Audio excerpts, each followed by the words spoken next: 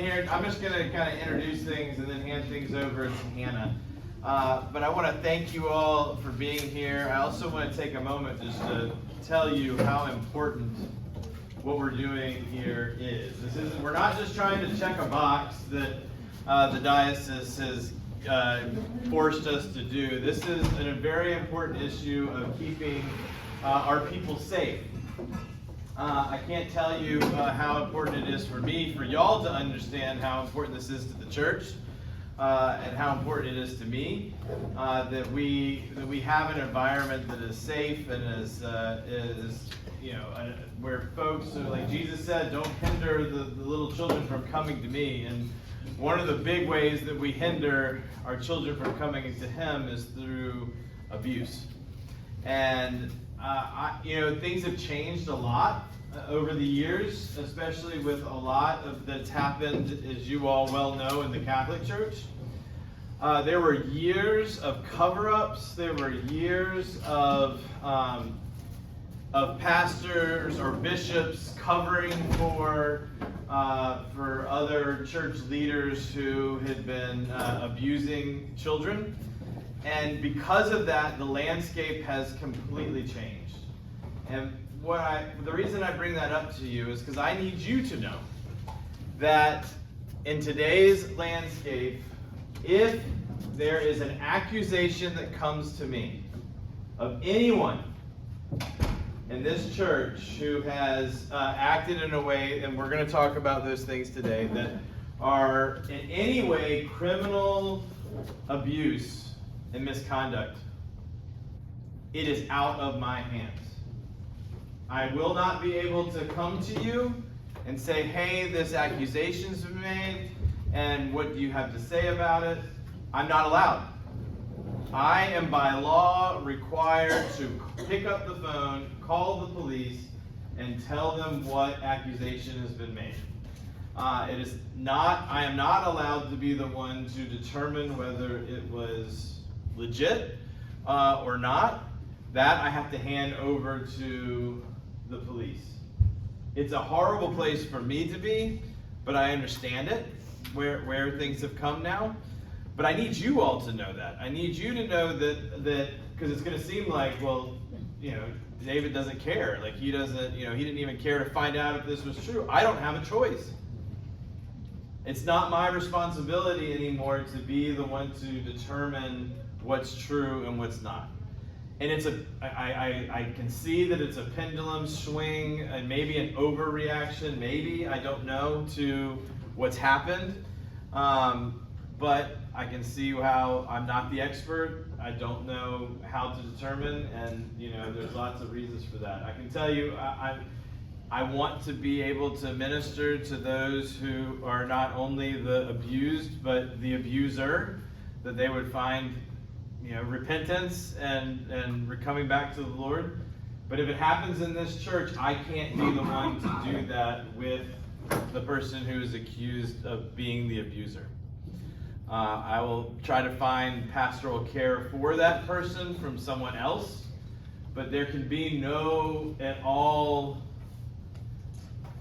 potential of me coming to someone and someone talking to me and making a confession or even just telling me something and then claiming later that it was a confession and it was held under the confessional that I cannot be presented.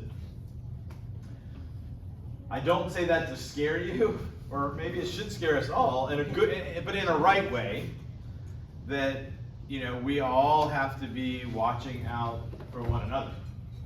And this not only, yes, it keeps children safe, but it keeps us safe as well from that kind of thing, any false accusations or even the appearance in any way of misconduct.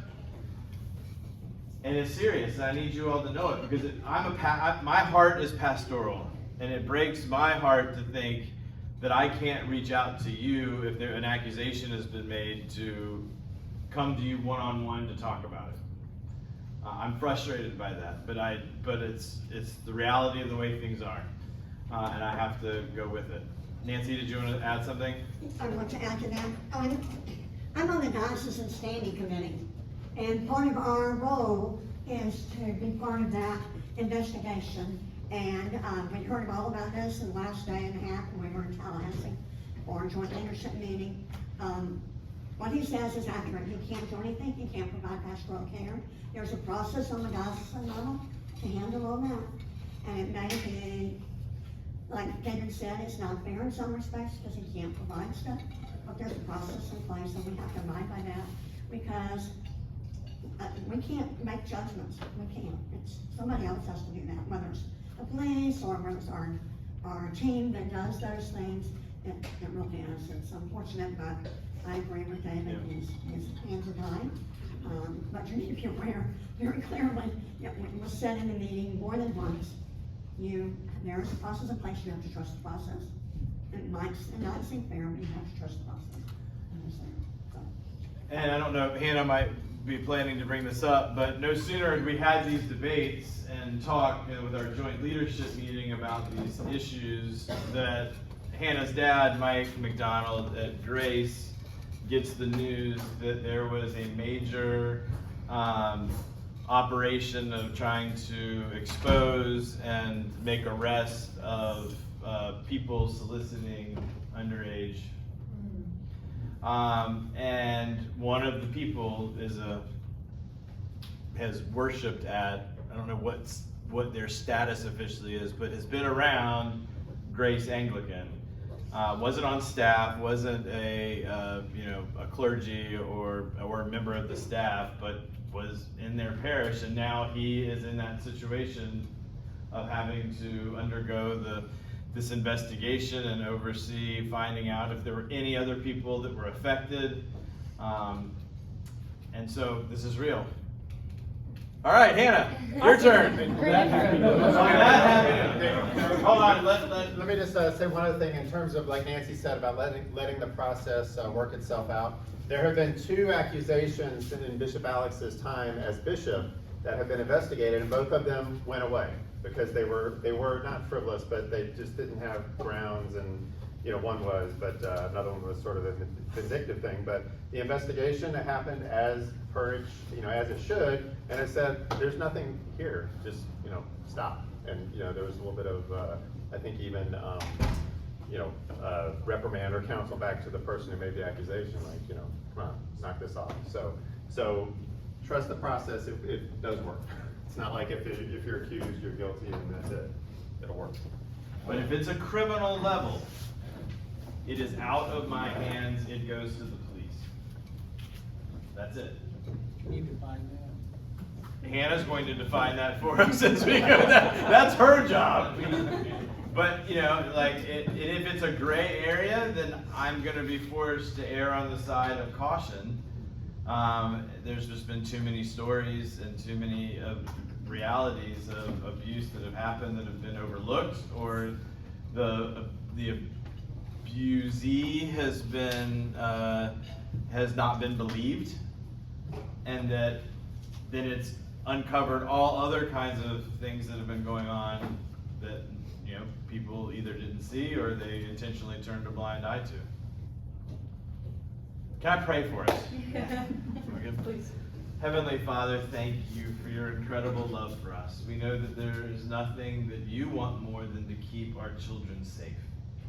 Lord, this is your church. We are your body. We are the place where they should always be safe. But Lord, we are aware of this sinful, fallen world, our own broken hearts, our sinful hearts. And we know that, Lord, the evil one is always crouching at the door. So, Lord, we pray that as we take this intentional time together, that you would help us. Help us to create this space here. Help us to protect ourselves from ourselves, Lord, as we watch one another and we have eyes out for our children, that we would foster an environment and a church that is safe and welcoming and loving and nurturing, where your children can grow into the maturity of your followers who love you and serve you in this world. And so I thank you for Hannah for taking over this role as being our representative for keeping our people safe. And Lord, I pray for her as she presents all this information to us today.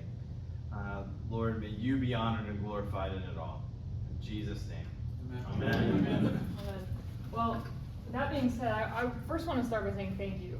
Thank you for stepping up to the plate to come and lead and serve at our church, knowing that it is a very serious responsibility and it is a burden to be aware that there are risks involved in serving and in raising up the next generation. So thank you for doing that, and thank you for giving up your Sunday afternoon to come and be here, because this is not anybody's favorite topic. This is not something people enjoy. You know, these trainings can be long, they can be hard, they can be even boring or frustrating, and as we get into some of the details of these things. So I want to acknowledge that, and I know that you might not want to be here, or you might be confused, or you might be feeling a lot of different things about the kind of stuff we're going to talk about, but I wanted to say thank you for your willingness to be here and to engage with this. As kind of a roadmap for our time together, I want to walk us through, in addition to what David was beginning to say, and to further that, why we're here, really, some of the reasons. And then I want to walk us through the main 4 sections of the safeguarding policy. So this is the safeguarding policy in print. You all have a QR code in the link that's paper clipped to the paper that you'll sign at the end of this training. So if at any point you want to access that, if it would help you, or if you have a question later, that's a great resource for you to go ahead and receive that policy. I didn't print it out because it's like 40 double-sided pages, and I want to care for our copier. So I thought I'd give you the digital version. So that'll take you, the QR code will take you straight to the PDF, and then the link will take you to the website where this is located. And I also want to say that as we go, if there's a time you need to step out and use the restroom, you want to get some water, you want to get more soup, or you just need a breather, because I realize that a lot of this information is sensitive and is difficult, please feel free to do so at any time. Get up, stretch your legs, whatever you need to do, and come back. I'm videoing this, just so you know, so that way that I can be able to share some of this with people who weren't here today, and when we have people who need to be caught up to speed in the future. So if you ask a question, I'm probably going to repeat it just so that people watching can get as much of what's said here today from watching our video. So just know that. And I'm not going to cold call on you and be like, Chuck, what did I just say? We're not doing that. But feel free to interrupt at any point with questions if you are unsure about something. I'll ask for questions at the end of each major section, because your question might get answered as we go through this. But if there's something that you're like, that wasn't that clear to me, or can you revisit that? Feel free, raise your hand, stop me, and we'll revisit that. I also want to say that we are not going to be able to hit on everything in this policy. This is a very big policy, and there are things in here that pertain to certain things that most of you will never have to deal with.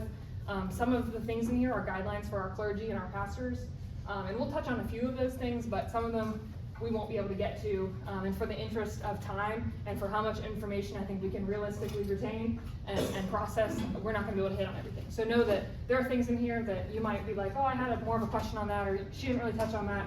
That's one of the reasons why you have the link in the QR code, so you can go and read more on certain issues. So that'll help kind of give us some context as we move forward. Also, Roxanne is coming around with cornbread, so if you'd like cornbread. Well, you're welcome to help yourself. I think our oven is not in perfect caliber, so it is not exactly what I'd hoped for, but I think it'll taste fine with some butter. So, anyone cornbread? All right, and another thing, if you're like, why is Hannah leading this training? When I started working here, one of the responsibilities I took on was to be the safeguarding coordinator for our church. Every church in our diocese has a safeguarding coordinator who is responsible for overseeing and maintaining the training and the documentation of that happens here. So that's why I am leading this training, because I've kind of taken that on for our church. Thank you. Thank you, Dan. Thank you. So I'll kind of kick us off with why are we here? Why are we doing this? As David said, yes, this is a diocesan requirement to serve vestry staff, clergy, and anyone who is a regular nursery, kids, or student volunteer has to be here. But beyond that, it really does protect kids and students. Statistics tell us that 1 in 4 girls and 1 in 6 boys will report some kind of abuse by the time they're 18. And that's just the ones that report. So much abuse goes unreported, and so we want to be mindful of that. Say that again, because I think the statistic again. Yeah, so that's 1 in 4 girls and 1 in 6 boys. 1 in 4 boys, or 1 in 4 girls and 1 in 6 boys will report abuse before age 18. And I think sometimes we are like, oh, well, that wouldn't happen at a church. That would never happen here. Church is actually one of the biggest access points for abuse to happen, because that's where you have interaction between all generations, that's where you have programming for kids and students, that's where we rely on trustworthy and helpful volunteers, many of whom are here today, and that's oftentimes an access point. Churches and schools are some of the biggest places for kids to experience abuse, and it's a sad thing, but it's a true reality, and it's something that we want to acknowledge. And secondly, as David was saying, this protects you guys. An allegation of any kind, whether it's true or not, can have serious ramifications. I think if you've been paying attention to the news or any kind of current events, I think we know that. We've seen the consequences that can have. And I never would want any of you to be subject to even what ultimately turns out to be a false allegation, because that can really hurt your credibility, that can really hurt the way people see you, and that's ultimately a hindrance to the ministry happening here. So know that I don't want that for any of you, and so this is not just for kids and students, but it's for every single one of us in this room to keep us accountable and keep us in good standing with everyone. And then the last reason that we're here is I want to provide some clarity to the online training that many of you have completed. So you might know that part of the training includes online safeguarding training. If you've completed that, you watched a series of videos. One of them was done by our bishop. I'm in one of them. There are some other folks from around our diocese that are in these videos. And then you take a couple of quizzes to answer questions about those videos. A lot of information is jam-packed into them, a lot. And the information is packaged in a way that is accessible for everyone in the diocese, but that can't really get into the nitty-gritty of our particular church context. You know, every church has different considerations they need to think through based on, you know, their staff and their building and their campus and their ministries. And so some of what we're going to do here today is talk about, for Church of Our Savior, what does safeguarding look like? What are the things that we need to think about in our church context, and how can we proceed based on our context? And another thing with the online training is it moves so quickly. There's so much information jam-packed in there. You guys should have seen the script I was given for my video. It's a massive amount of information. And so this is in part so we can slow it down. You guys can ask questions. You can get clarity on things that don't make sense or are just unclear to you. So please, at any time, I don't want you to leave with a bunch of unanswered questions if you have things you want to ask. And so the goal here today is I don't want anyone to leave thinking, oh, this could never happen here. You know, that's never gonna happen at this church. But I also don't want you to leave so anxious about it. You know, there are people who, when they engage with these materials, just get so wired and like hyper vigilant to an unhealthy place. And that can be just as harmful as the person who thinks that, oh, this would never happen here. We don't care about safeguarding. We don't need to worry about this. So I kind of want to protect us from those two extremes of, you know, don't be so anxious, don't be so consumed and worried, but also, you know, we want to take this seriously. So I'm hoping we can strike a balance in how we talk about this. To get us kind of set as we move through our sections, I want to go over a few helpful definitions. As Chuck asked, as David was speaking, he was like, well, can you provide some clarity on what we're talking about when we mean abuse or a criminal allegation? And that's one of the definitions I want to go over.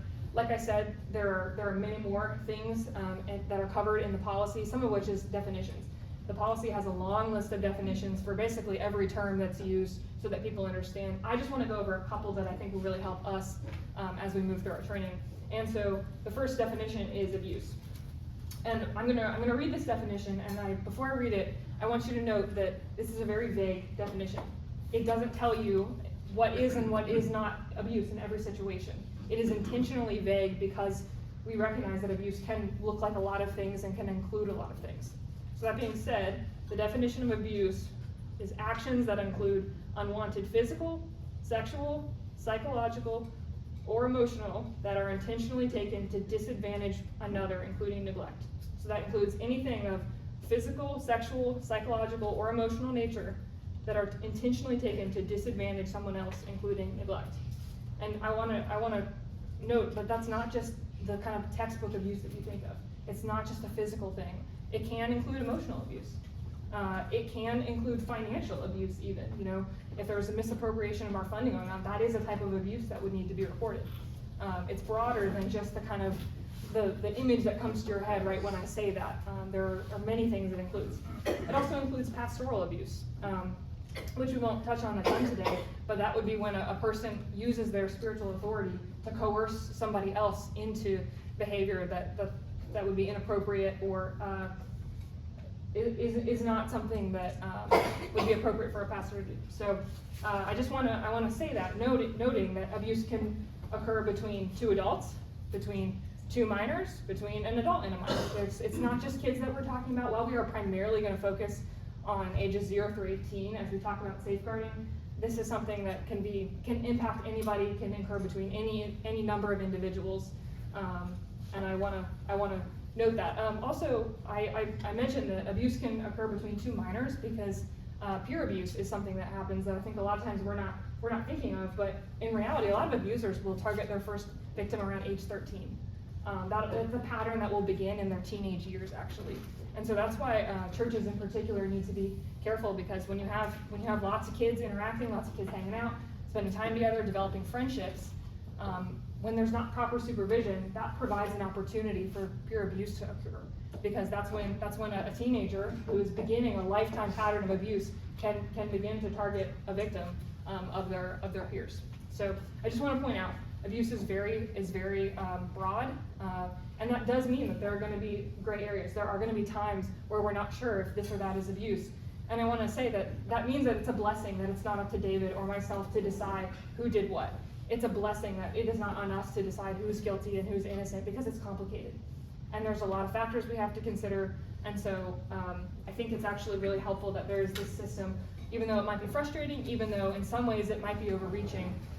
It's helpful that it doesn't just fall on us, that there's a team in the diocese, that there's a network of people who are working to make sure that we are all doing our part to keep everyone safe.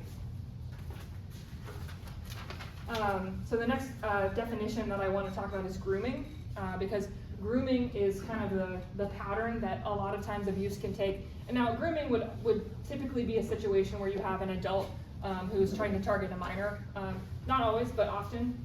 And grooming would be a technique that's used to break down barriers of protection.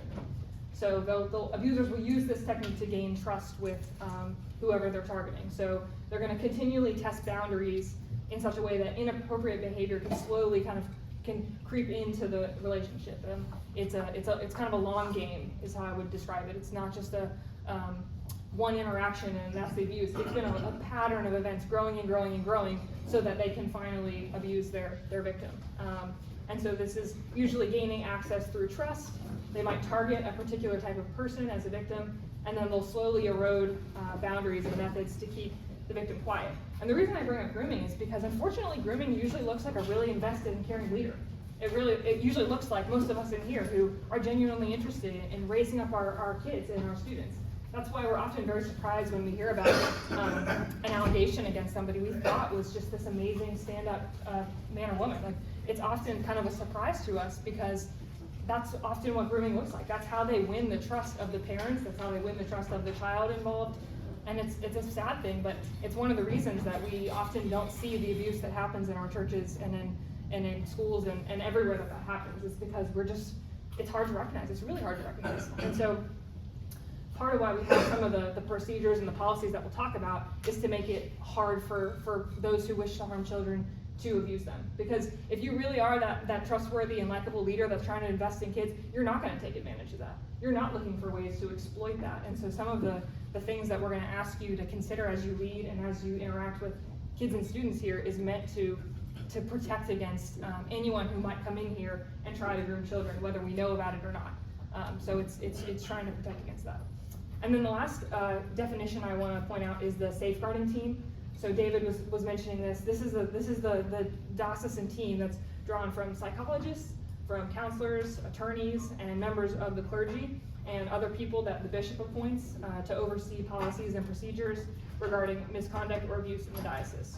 So this team oversees policy changes, training, prevention methods and resources, inquiries, and it will help handle responses to a crisis. So they are a big part of this process. I'm actually very thankful for the safeguarding team because they are the ones who have done the work of putting together this big policy. Like this, if you read this is a labor of love. This takes a lot of work. They've done a lot of editing. They've done a lot of revision. And so there is a lot of support. And I want you to know that this is, like we've been saying, this is not just something like we're making you guys do. Me and David want to just waste your Sunday afternoon. Like this is something that a large team of people has worked towards to put forward so that we all can be up to speed on what we need to be doing to keep our church community safe. And then the last quick thing is when I say minors or I say kids and students, what I usually mean is anyone ages 0 to 17. So you would be considered a minor until you're 18 years or older. So that's typically who I mean when I kind of use that interchangeably. So far, does anyone have any questions about any definitions I covered or anything related to why we're doing this or what we're hoping to achieve today? Yeah. Just a comment on the grooming thing. Yeah, please. Yeah, it looks like the volunteer, is finally able to help, and this comes in typically an environment where you're looking for volunteers and you're wanting them, and nobody's stepping up, and you're like, we need people to do this, and then the one shining example comes in, but then it's not for the right reason. So, and that happened in Trail Life. We were always trying to get leaders, and you're beating the bushes trying to get people, and so when you get that one person that comes up, you still have to kind of be like, okay, let's just go slow and make sure that everything's good. So. And you're gonna, I'm assuming, further get into the grooming. Yes. Yeah. You're just introducing it now. Yeah. Mm-hmm. Okay. Yep. Yeah. Thank you for that comment. That's very true. Is oftentimes if someone quickly is so willing to jump in and help that's never been at this church before, that's something we pay attention to, and that's part of why we have. And we'll talk about kind of the onboarding process for people who want to serve in these roles. And that onboarding process is in part to discourage anyone who can just want to come right on in here and get involved. So that's a very good point. So the first major section we're going to get into is awareness. And so awareness is going to include the training that we do and how we're implementing this as we onboard people to serve in these roles. So most of you here have begun to do some of the different requirements that you need to do to serve in the various roles that you represent today. Most of you have done a background check. That's one of the things that we require to serve as staff, vestry, clergy, and nursery kids or student volunteers. We also require online safeguarding training, which I've already mentioned, and then in-person safeguarding training, which is happening right now. And most of you are familiar with this, but I want to point out that these are something we have to renew every so often. So background check, you have to complete that every 5 years. And then our online safeguarding and our in-person safeguarding every 2 years. Now, I want to point out and say, you don't need to remember when you're due for that. I've had some people reach out to me and be like, oh, I might be out of compliance, I don't know. That's totally okay. You don't have to keep track of that, I keep track of that. I have a spreadsheet where I'm keeping track of when people are due, and I'll get in contact with you when you're due. I just say that to remind us that it's not one and done. This is kind of an ongoing thing. We regularly need to be hearing this and reminded of it because it's just a lot to remember. And there are changes that our diocese will make as we learn from our experiences and as we grow in wisdom and understanding about how to handle some of these situations. So know that I'll come tap on you guys as you need to renew some of these. And I want to point out with the background check, we never let anybody serve in these roles that has any kind of record of child or sexual abuse. So that's what we're looking for with the background check. I'm not looking for your speeding ticket you got. Like that's not going to keep anyone from serving. Yeah, I'm not, don't be concerned about that. It's more, we just want to make sure that nobody has access to children that has been proven to abuse that access in the past. Bank robbery is questionable. But yeah. I mean, we can talk. Yeah.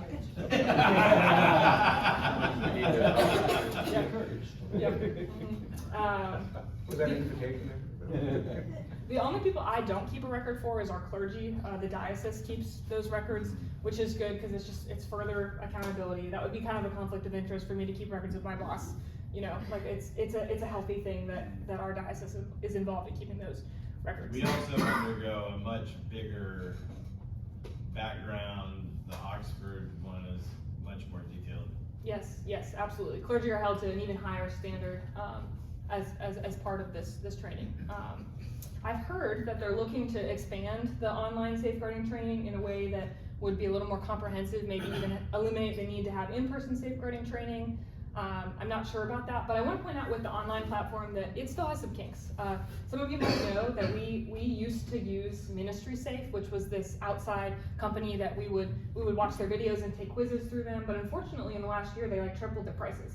And so we were like, okay, this is not sustainable.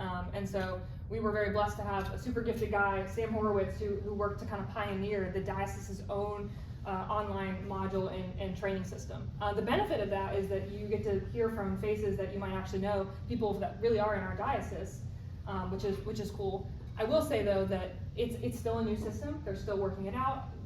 Some of you have contacted me having issues with things, and that's totally understandable because they're still trying to figure it out. So just have patience with that. If you're frustrated by it or you have questions, come to me. I will absolutely sit down and help you with that. But know that it's a newer system and they're still working it out. I will also point out, as has been brought to my attention, and I also agree with this, the quizzes are slightly harder on the online, the new platform. I was sweating it. Yeah. I was not sure if I was answering it right. It was, Yep. but I passed. Any more questions? I had one wrong. But also, one of the things to know is that if you have not watched the whole video, it will not let you go on. You cannot cheat and just try to go straight to the quiz.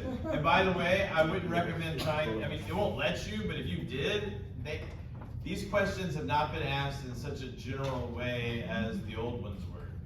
They're trying to trick you. Trick is a strong word. They're trying to challenge you to make sure that it's not just the obvious answer, like you really gotta think. Yes, and I think the intention there is to make sure that people are truly engaging with the videos. It's very easy, especially when you're renewing your certification, to be like, already done this, skip, check. Like, Ministry Safe was a little bit too easy sometimes. It was kind of like the very obvious answer, and so yes, it is a little tricky. I agree with David on that, but it's for our benefit. We do need to actually renew and remind ourselves of some of this information, so it's probably a good thing it's a little bit trickier. But know that, if I'm being fully honest, I may not have gotten a perfect score, and I was a little embarrassed. I did get tricked a little bit. So just, it's okay if you're struggling or you need help. Feel free to reach out to me. Our diocese is still working through that platform. Any questions about training requirements or how that's documented? Sweet. Well, then we will move on to talking about interaction. So before I start this section, know that there's a lot we're going to cover in interaction because that hits on a lot of things. So there might be a question you have that might get answered, but still, feel free if you feel like I didn't cover something you want to know, stop me and we'll go over it. So as we talk about verbal interaction, of course this is with everyone, but specifically as we look at 0 through 18-year-olds. We want to always be positive, encouraging, and constructive. So even when we're disciplining or correcting a child, we never want to be harsh or threatening or humiliating. So nothing that could ever be construed as verbally abusive. There's obviously, it's a fine line, but we want to make sure that we're upstanding in all of our communications with everyone in our church, but in particular our kids and students. We want to make sure that we have age-appropriate discussion of sensitive topics. So always try to avoid any sexually oriented communications with minors. So don't be sharing personal details about your dating life, your marriage life, or anything like that. That might sound super obvious, but it's just something that we want to be aware of. And there might be a time a kid asks you a tough question. Like, kids ask really hard questions, and just be thoughtful in your response to that. And there might be a time where you're answering a question that a kid has, and you're like, you know what, I should probably follow up with the parent and let them know about this conversation I had with their kid, just to bring somebody else into the loop. If you're ever in a situation where you're kind of unsure or you felt uneasy, it's probably better to let somebody else know about the conversation so that you avoid the appearance of having, inappropriate conversations with a kid off to the side. That's just a good practice to make sure that other people know that they're brought in. And I will say, like with youth group and things, as I'm working with middle school and high school, like if I was ever going to teach through something sensitive like sex or sexuality, I would be very much in communication with parents of like, hey, this is what I'm planning to talk about. Feel free to pull your kid. Is there pushback? Is there feedback? because we just want to make sure that at every point we're being age appropriate and sensitive to what our kids are able to handle, because obviously what a 5-year-old can learn and talk about is different than an 18-year-old, and so we want to be thoughtful about that. As we talk about technology, that's a big part of our interaction piece of this. I know that a lot of our kids and students are not like super big on social media. I've been part of youth groups in the past where they live on social media, others where none of them even have an Instagram, none of them are ever even on Facebook or anything like that. But I know a lot of us in this room are on social media, and so I want to point out a couple of things for us to keep in mind. If for some reason you were ever friending or getting a friend request from a student, so anyone younger than 18, make sure that you're not being friends with someone on social media that's younger than the allowed age for that platform, which is like 13 years old in most cases. You might not know it, but Facebook and other social media platforms usually have a required minimum age. Of course, it's so easy to be like, yep, I'm older than 13 if you're 11, but you might know how old that kid is, and you want to avoid that. And you also want to limit any kind of one-on-one private message or conversation over social media. Another thing to keep in mind is that anytime you're having virtual communication with a minor, group conversations are always better if possible. You want to treat virtual spaces the same way you would treat in-person spaces, which we'll talk more about in terms of supervision and that kind of thing. But I'll say, like, at least for me, when I'm communicating with our students, often I'll send a quick text to one of our students like, hey, missed you at youth group, or hope you're coming out, or a quick reminder about this or that or the other. That's totally fine. What our diocese recommends is that we think about using our social media and our technology wisely. We use it as a tool to advance ministry and not as something that's going to put us in a compromising situation. So there's lots of ways we can think about how to use that wisely. One of the ways I think about that is I don't text students late at night. Like unless they're in a crisis situation, I'm not texting someone late at night, because that's just not wise. And I try to keep it brief. Like if it feels like it's a longer conversation, then we probably need to have it in person. It's just a healthy guideline. Also be mindful of the things you're posting. This is just something to think about. Nothing ever really goes away on the internet, on your social media, and whether that's something that you might think is totally fine, you just want to be aware of how you're representing our church and how you're representing Christ across the board, not even just with our minors, but anyone on social media sees this and they're like, oh, well, so-and-so says they're a Christian, so-and-so goes to the Church of Our Saviors. We want to be mindful of the things that we're posting and just kind of erring on the side of caution with that. Because you might be posting something that's totally fine. Like you might be posting, you're hanging out with your buddies and maybe you have a glass of wine or a beer in your hand, but you want to be careful about how that's going to look on social media. You might be doing nothing wrong, but other people might see that as, oh, so-and-so is working with kids all the time, but is so partying, It's one of those things where you might be doing nothing wrong, but other people will read into something that's not there. So just always you want to look above approach in anything that you're posting on social media. And then another thing is that our diocese asks that we don't post pictures of our kids and students without parent permission. So that's just something we want to be mindful of. If the parent is not okay with it, then we want to avoid posting it. So I know most of us, that's not something that we would worry about. I don't see a ton of y'all posting kids that are not your own family or children or grandchildren, but if there was ever a situation, just know that you'd need parent permission. So now we'll talk about physical interaction. One of the biggest things you have to remember with physical interaction is that it's always for the benefit of the child and never for the emotional needs of the adult. And that's really big, because I think sometimes adults forget that, and some of us are more inclined to be huggy or touchy people, and that's okay. Like, it is okay. Physical touch can be a huge way to uplift and encourage a kid. That is totally okay, but make sure it is truly for their benefit and uplifting them, and not because you're having a hard day or you're not watching how you're interacting with the kid. It's also never forced. So if you have a kid who doesn't want to give you a high five, doesn't want to give you a quick hug, you never force that, And parents, of course, your kids it's absolutely your choice in how they're interacting with adults, but it's wise to not, be like, okay, kids, go hug that adult, because you're teaching your kid, oh, well, if somebody else tells you you need to have a physical interaction with an adult, then you have to. And that's something we want to be careful about, because kids will listen to authority figures, and so we want them to make sure that they never have to have any kind of physical interaction with any adult here. That's an important thing to know.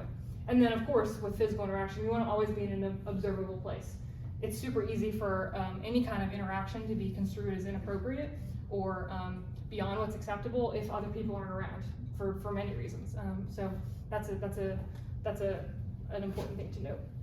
So in our policy, our diocese lists sort of some examples of appropriate and inappropriate physical interactions with kids. This is not like a full conclusive list, but this is just to kind of give us an idea. So their list of what appropriate and uplifting physical interactions with kids include high fives, handshakes, fist bumps, thumbs up, side hugs, smiling, and pats on the back. So those are all pretty common things. Great way to uplift a kid, of course, as long as they're okay with that. And then note, I'm about to read the inappropriate physical affection. This is definitely not conclusive.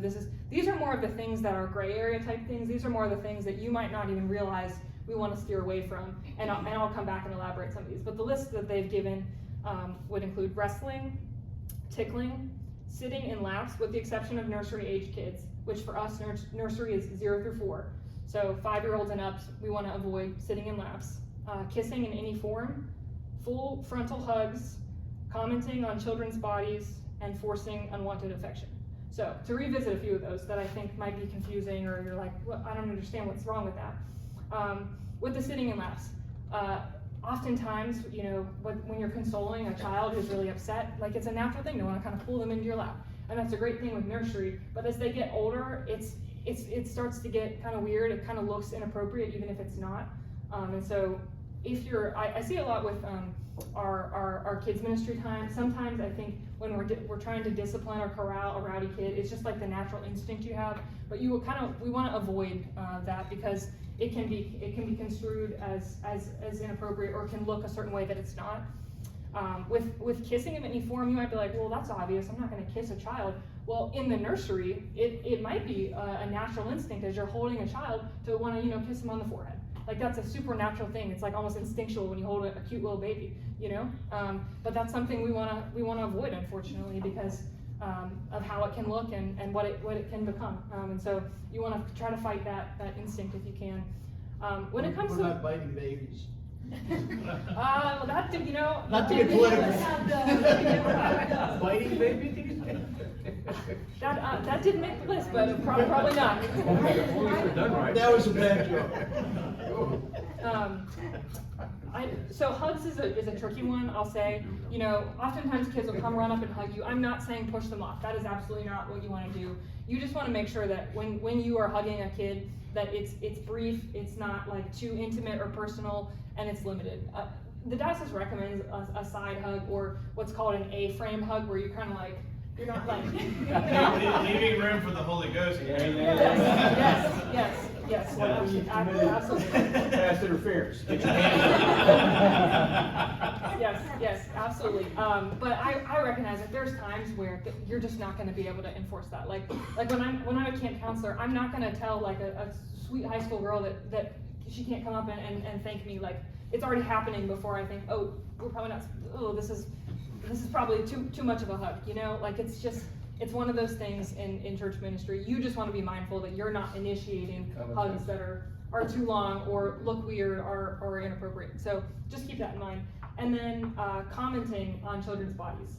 That does not mean you can't give them an encouragement about their outfit. I often tell kids, like, oh, that's a cool pair of shoes, or your outfit looks really nice, your hair looks really nice. But what I'm not saying is like, oh, you look really thin. Like, do you see the difference with that? Or, oh, your butt looks good in those jeans. I know. That sounds. Some of those are like, oh, obviously I would never say that.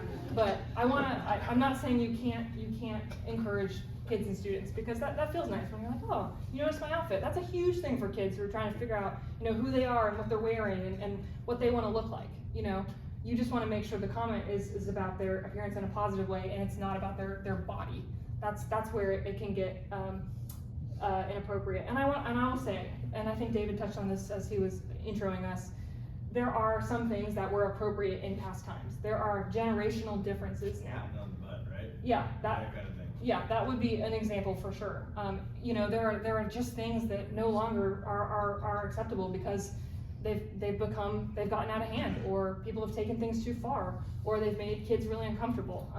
You never want to touch a kid anywhere that a bathing suit would cover is kind of a big kind of way to think about that. And so there are things that once were appropriate that no longer are appropriate. And if you forget with some of these, it's not I'm reporting you for abuse. It is not like that. We just want to kind of remind each other of like, hey, like let's make sure we're not hugging a kid too long, or we're not kissing babies in the nursery. We all have to help keep each other accountable so that it never is a situation where it really is something that needs to be reported. So obviously there are things on here that are very inappropriate, but I'm not reading them because I think we have more of a sense of understanding that those things are inappropriate. It's some of these more kind of gray things that are okay in some situations that we want to go over because I think we don't think about those things, or they're just things that haven't been inappropriate before, but today they would be considered that way. So I want to note again that this is not a full list of things. There's a longer list in another place that is attached through link in the form, but I think these are the helpful ones to kind of go over, and these are the ones that I think we struggle with the most in terms of avoiding. All right. So as for nursery, when it comes to physical touch, I won't touch on everything with nursery because there are things that don't apply to a lot of us in here. But the main thing, and I want us all to know this, is that this is not in our policy, but this is something that we practice at Church of Our Savior. We only have females serve in our nursery. You might not know that, but as Roxanne and I have been talking, we've noted that sometimes when we have families come visit from other churches or someone's brand new here, it is a little more common for them to just see that in the nursery there are women working. I think a lot of times there's just an unease, like if you with men, I don't. That's of course not something that's always fair. It might seem really unfair to you that, oh, if I'm a guy, I can't serve in the nursery. That is a hard thing, and I want to say I'm sorry if you're someone who, as a man, wishes they could serve in the nursery. It's just something that we do to serve well, to be all things to all people, as Paul says. We just want to make sure that we're not creating a hindrance or a barrier to families who might be really anxious about leaving their kid in the nursery. So that's just something we practice. And related to that, only fully trained and screened women can change diapers. That's usually not a problem since we only have women serving in the nursery anyway. Of course, parents can change their own kid's diaper, and that kind of goes without saying. Yeah. Roxanne says, please do, in fact. Yeah. But I want you to know that. And then when it comes to assisting a kid in the restroom that's younger, the kind of guideline with that is you just want to be as least hands-on as possible. If they're able to do it for themselves, encourage that. Or if they need help, try to help them verbally before physically. And there might be times you need to help a kid change their clothes or straighten their outfit, and that's okay. But the guideline, the thought with that is to just be as least hands-on as possible, and if possible to do that in front of other people. Roxanne actually has this really cool curtain that's in front of the nursery door, which is really nice because then there's not like a full door that's blocking the child that's in the restroom and maybe the adult that's assisting them from everybody else. So that way there's privacy for the kid while also transparency with the adult that might be helping them. So that is most of our verbal and physical interaction. But now I want to talk about. Are you saying we should put shower curtains on all of our stalls? No. No, that would be strange. Our Camp Araminta, our summer camp, has some of the bathrooms have stalls, and the kids complain about it all summer because they feel like it's not really private. So it's helpful, I think, for our nursery kids, and it looks cute too. So now we're going to talk about supervision. This is something people ask me about a ton because I think we're always concerned of like, oh, are there enough adults here, or what's the rule on that? So I want to spend some time going over that for us. So for our nursery, kids and youth programming, from an event standpoint, and so for us right now, that looks like our nursery time upstairs.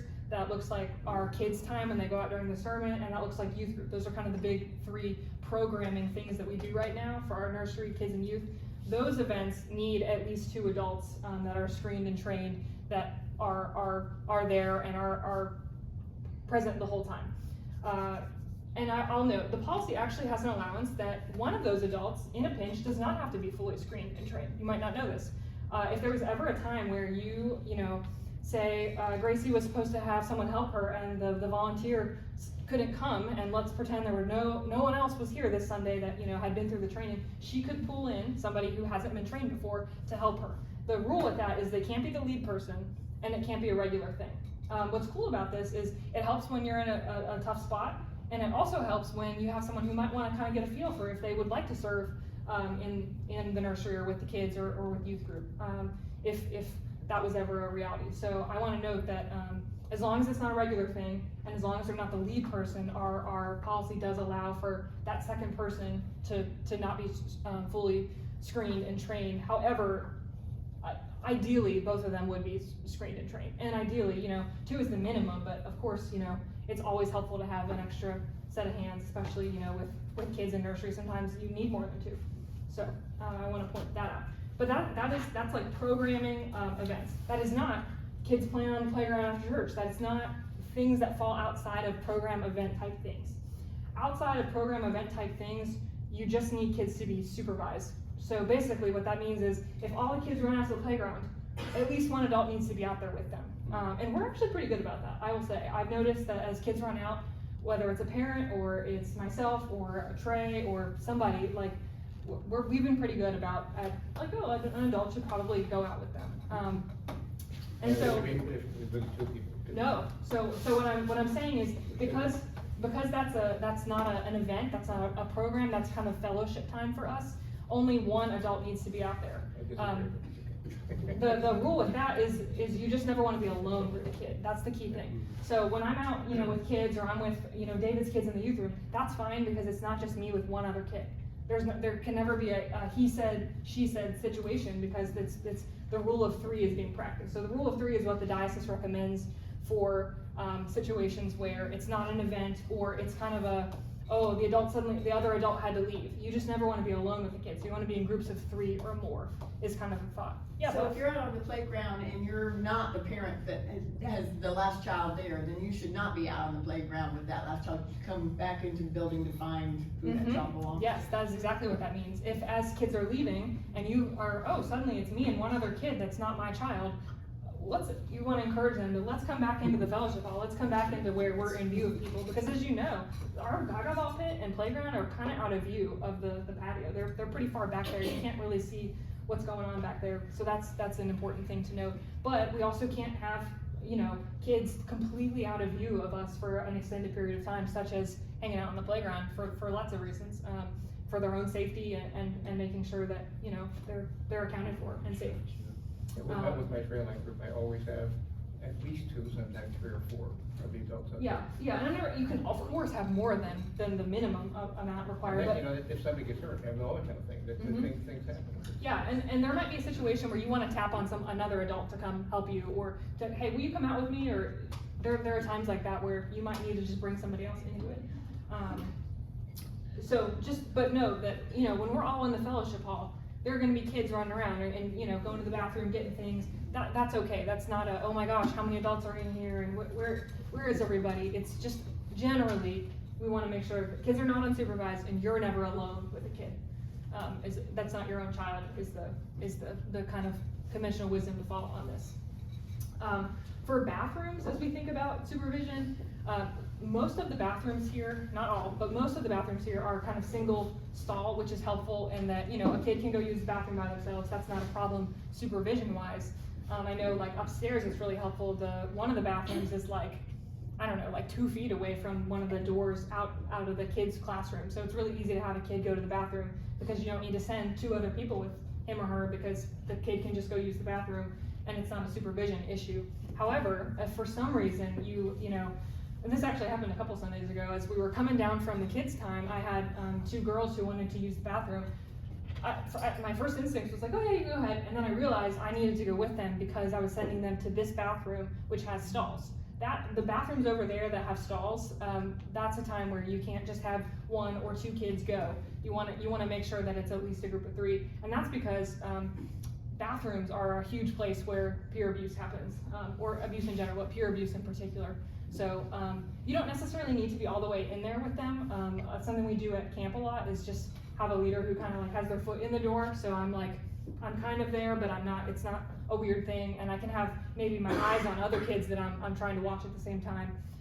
So that's just something to know, but mostly it's not a problem because we have single stall bathrooms upstairs, so you wouldn't go in with them unless, like we were talking about with the nursery, it's a situation where the kid would need assistance. So that's bathrooms. So there are exceptions though to being alone one-on-one with a kid. And the exceptions are these. The first is if you need to have a one-on-one conversation.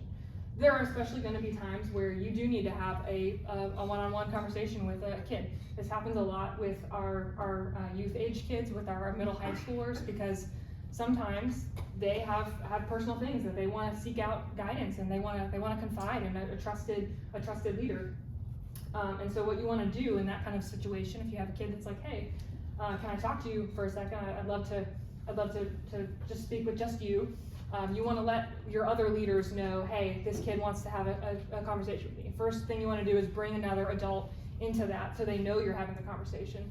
And then you want to try to have the conversation somewhere that is in view of others if possible. So you're maybe not in earshot, but you're in seeing distance. Like outside is a great place to do that because you can go have a one-on-one conversation and be fully in view of other people, but still have confidentiality, but still have a safe space for them to share with you. So just make sure people know where you are, and you're hopefully not somewhere that's like super out of view of others, so that nothing could be said about something happening that didn't happen while you had that one-on-one conversation. And then the other exception to being alone with a kid would be if you're mentoring a student, like you're meeting to have Bible study with them, and the guidelines for that are you never want to meet in your personal home with them. You want to meet in a public place. So I will often meet some of David's kids for coffee, and we'll go to a public coffee shop. And the idea is, of course, that's transparency. And then the second thing with that is I want to make sure I have the parents' permission, of course, so they know that I'm meeting with their kid. There are more guidelines about that in the policy, but the main things you want to be aware of is to meet in a public place and to make sure the parents are aware of that. So you can be alone with a kid in those two exceptions, but generally you want to avoid that if possible. That's just the kind of guideline we want to follow. So transportation. This is probably just an FYI for most of you. Most of you won't be in a situation where you're driving a kid. I'm in this situation a lot, doing youth ministry, but just so you know, if it's the same way that you'd want to treat in-person spaces. So you want to avoid trying to just drive one other kid. You want to have at least 2 kids in your car, hopefully. Now, if that can't be achieved, oftentimes I'll take just one of David's kids out for coffee. I make sure I have parent permission. So if you ever need to drive just one student, you want to have parent permission because they need to be aware of that. And then the other suggested guideline is that that kid would sit in the back seat as just another part of that accountability and that measure to keep both of you safe and to avoid any appearance of something inappropriate happening. So I just want you to know, if you ever see me driving one of David's kids, I'm not breaking our policy. I do very much have their permission. Speaking of which, can you give a ride to Dynamo's? We'll talk, yes. So that's just something I want to note. When we talk about home groups, so like fellowship groups, those are not under this policy. If you're meeting, even if it's a group of folks from our church and it's a part of our church ministry, that does not fall under this. You don't have to follow all of these policies. You don't have to never be alone with a kid, yada yada. There's still good practices. Like I still think they're wise, they're conventional. I've often used some of the things in this policy in places apart from our diocese and our churches, because I think a lot of it's just wise practice. A lot of it is just avoiding any appearance of impropriety. So I would say that as home groups meet, if there are kids involved, just think through some of these things. You know, if kids are totally unsupervised, you might want to think that through. You might want to reconsider that, but you never have to. A home group is separate from the expectations that are put forward in the policy. And then another thing to note is while you're working with or supervising kids, you can never be under the influence of tobacco, drugs, alcohol, or sharing or viewing pornography. that's kind of a blanket statement, and that's an important thing to make sure that's said. A big thing in here that has a ton of guidelines, because there's all kinds of situations with it, but we're not gonna go over it, is overnight events. We're not gonna cover it because currently our church does not hold any overnight events with kids or students. We don't. If and when we do, we'll talk about those things. We do send our kids to Camp Araminta and Dynamos, but those are diocesan run events, so the diocese assumes responsibility for making sure that the policies And are. with our trail act group, we obviously do have, we have camping trips and have a lot of overnight stuff, but we Yeah. also under very strict guidelines, but trail act is just as, if not more. Yeah, and that's really good. I feel good that we partner with an organization that takes this seriously too, because they use our space, and we're in support and praying for trail act. So, yeah, that's good. I'm glad to hear that. That's very good. That's very good. So, any questions on interactions, whether that's physical or verbal or supervision? Corey? If we were up in ministry time and one of the kids is getting out of control and we need to refocus them,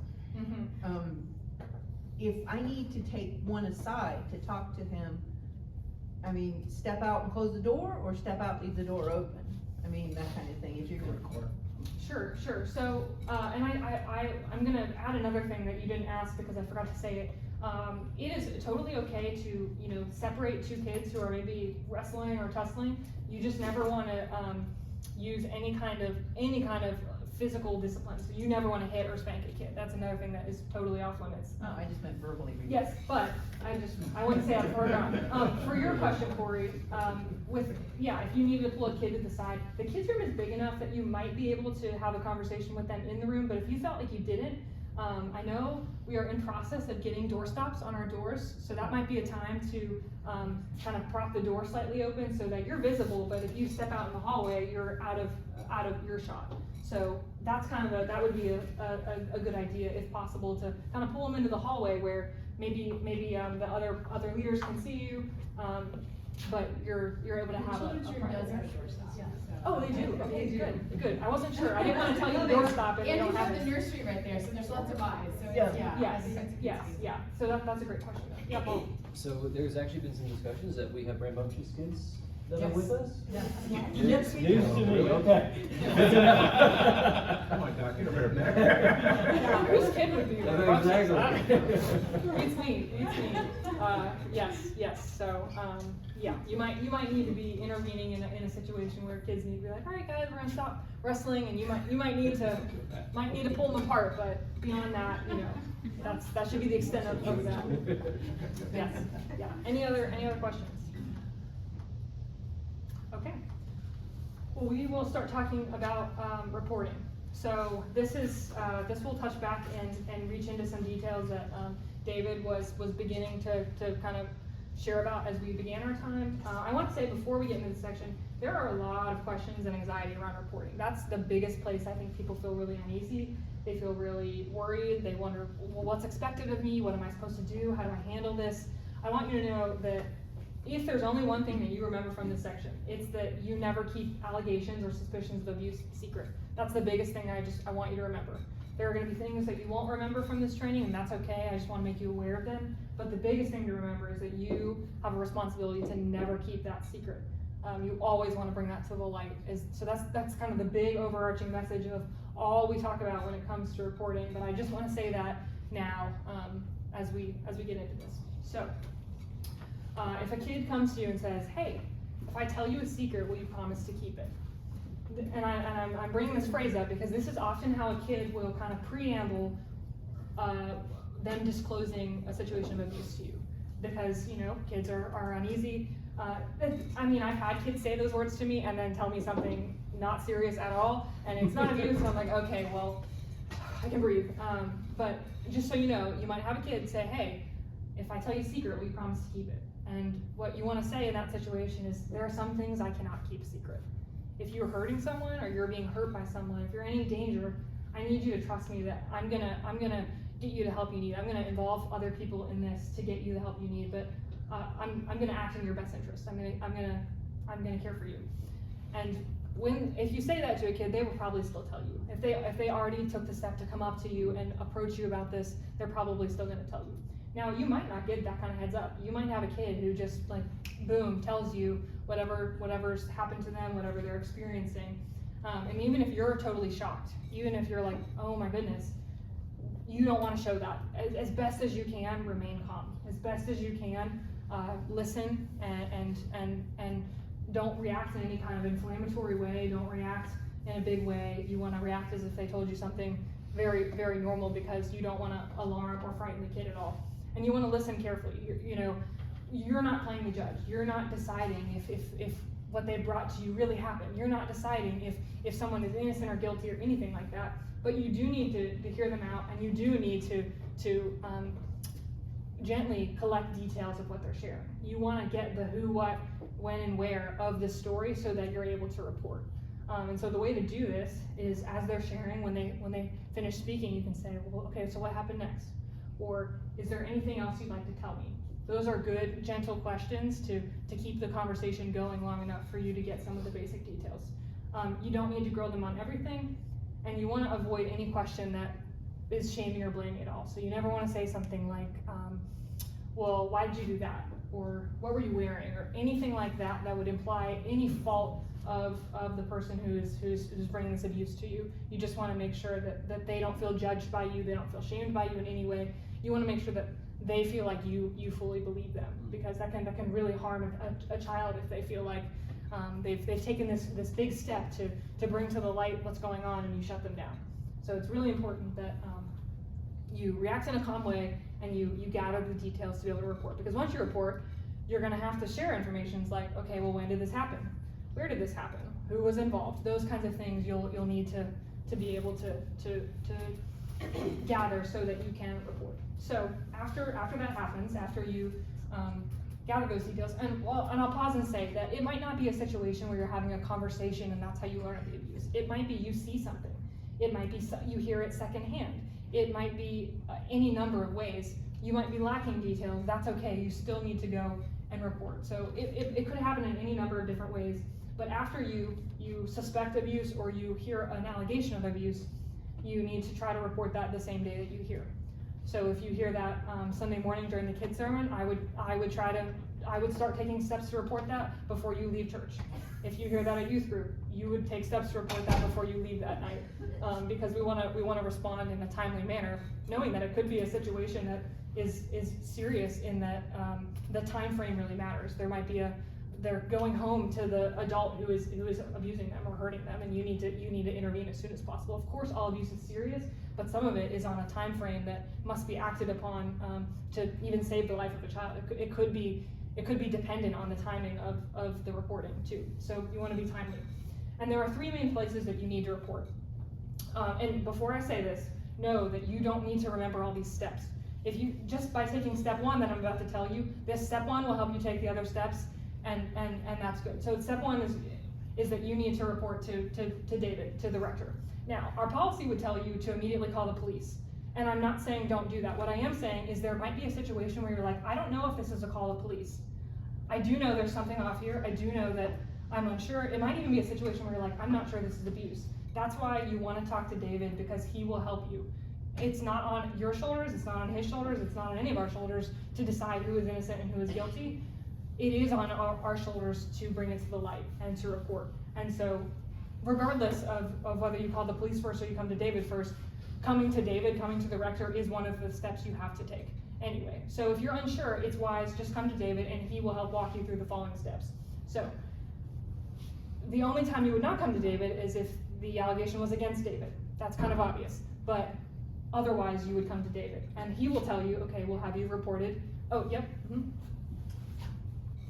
In the case of a child comes to you and asks you to keep a secret, and you say that you can't, and then the child goes away, but there's something about the behavior of the child, or the demeanor, or maybe the people, and there are many people with the child that you feel uncomfortable with. What do you do in that case? Yeah, that's a great example. If for some reason, so the question was, if for some reason the the child doesn't confide in you, doesn't share, but you're noticing some things that are off, that would be a situation where you'd want to come to David. You might not have enough information to report, but it's something other people should be aware of so that we can have eyes for it and that we can be paying attention.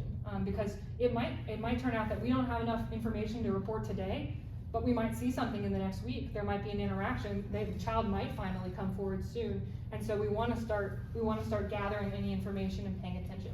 And there are all, you guys know, you'll have that kind of internal red flag about some situations where you won't quite know something's off, but you'll just file in the back of your head, I need to pay attention to this. Like there might be something going on here.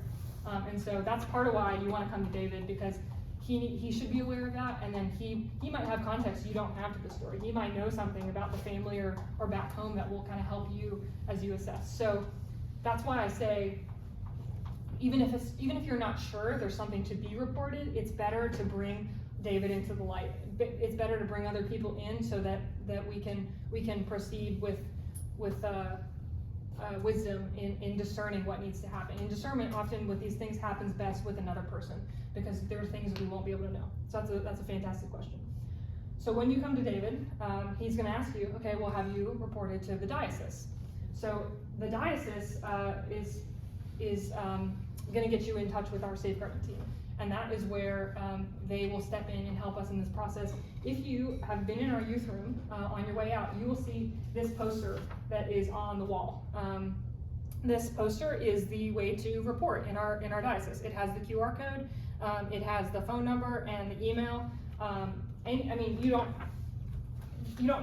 you can access this information without coming to David, of course, but I want you to be aware that's what that looks like. That is what you would access as part of reporting, because you will fill out details of what happened, and the safeguarding team will help you determine what next steps to take. And then in a lot of circumstances that are serious, you will have to call the police. There are times where you might not be sure, but one of the reasons you come to David is so that he can be like, yes, this is a call the police situation. Churches will have situations that are more in the realm of kind of minor conflict, and those are situations that David can help you walk through as well. There are going to be times you need to come to David, and it's not an abuse situation, but it is a conflict situation, and you need leadership involved. You need wise counsel. You need help in discerning how to move forward. So know that even if it's a situation where you never end up having to report anything because that's not necessary, depending on the situation, it's still wise to go to David. You might be in a situation where, in addition to David, your ministry lead person needs to know. If you notice something about a nursery volunteer, Roxanne probably needs to know that. And you want to be discreet about that, of course. Confidentiality is also important. While you can never keep it a secret, you also want to make sure that that's not something you're telling everyone about, because that's how rumors spread. That's how gossip grows and is shared, and that's not good either, because, of course, we want to make sure that a thorough investigation can be conducted to truly determine if someone is innocent or guilty and what really happened. So make sure that you do report, but we're keeping that confidential as well. So that's something important to note. And I want to say that part of why the steps include going to David is that he will help you through this. You're never alone in having to report this. You might be alone when a child tells you, or when you hear of something, or when you see something, but David will help you, I will help you, whoever will help you through this process. You don't have to do this alone, and that's why I say you don't need to remember all the steps. I work with camp counselors at the Dawsonson summer camp, and the biggest point of anxiety camp counselors have, these college students have, is about, well, what do I do next? And I'm afraid I'm going to do it wrong. You don't have to worry about that, because there's this system of accountability, because you have other adults who have been in these trainings and know how to proceed. You don't have to do this alone. So the number one thing you need to remember is you never keep it secret. You always take steps towards bringing it to the light. And as you take those steps, you will find help. You will find help in David or myself or other people as you move forward. So know that you're not alone in that. The number one thing is to not keep it secret. Now, of course, different situations will call for different measures. There is a decision tree actually in the policy that kind of looks like this, and it helps walk through what would happen if it's a lay person versus clergy. If the survivor of abuse is a child or an adult, if they are clergy or not. And as you go through this reporting process, the safeguarding team will help you take the proper steps, because some of these possibilities actually don't involve the police, believe it or not. Some of these don't involve the police, because in the decision tree, not every scenario has to go to the police. And that's one of the reasons going to David will help you out, is because he can reference this, he can get in touch, he can help you. And I will say, it's very normal to bring other people in. It's actually not normal when someone's like, oh yeah, I totally got this, I've reported X, Y, and Z, I don't need any help. No one ever says that. Like, David referenced the situation that my dad was dealing with.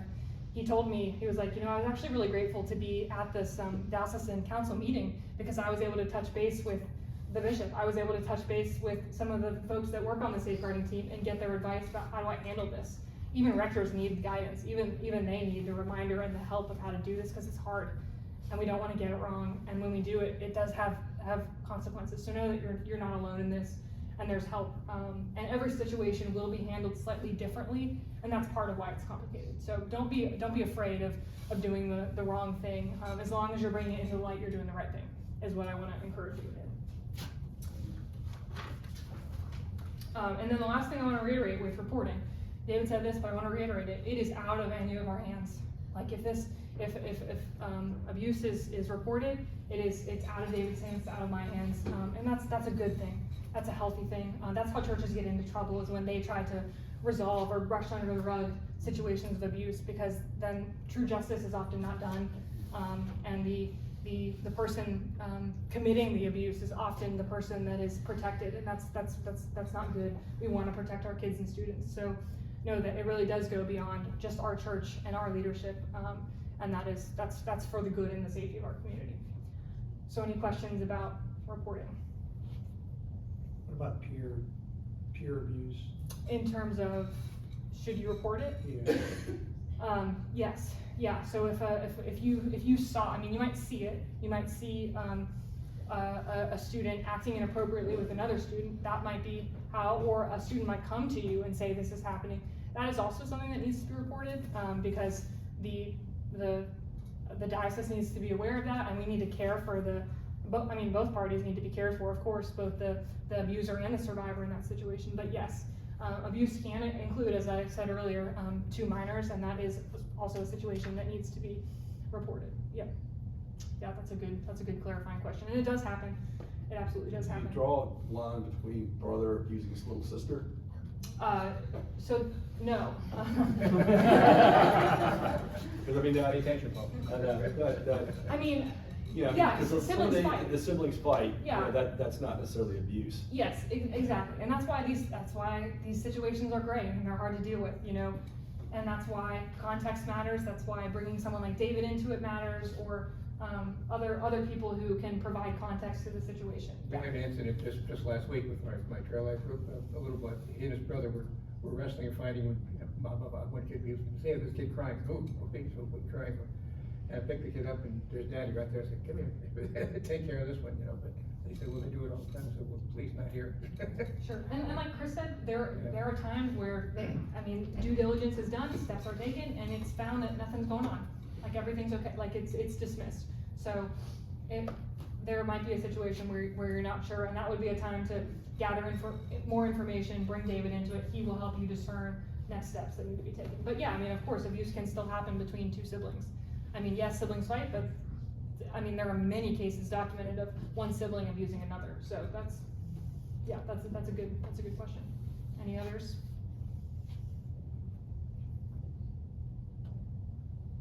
Okay, so the next section we'll cover is actually pretty short, and this is compliance. And compliance is basically the summary of what you as a staff member, vestry, or nursery kid, student, volunteer needs to know. Clergy is responsible for knowing a lot more, but the summary that our diocese puts forward of what you need to know is that you need to do your best to follow the policies, and you need to report abuse. That's that. If I had to sum it up, it's do your best to follow these and report abuse. Don't keep it secret.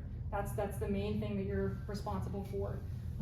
There are more responsibilities for clergy, as I said, but I want you to know that mostly at the end of the day, that's what you need to remember, and it's okay if you forget some of the things we talked about or you need to review. That's why we renew training, that's why we ask questions, and that's why in a second we're about to do a couple of practice scenarios so you can talk through what you would do in a situation that might occur and how you respond.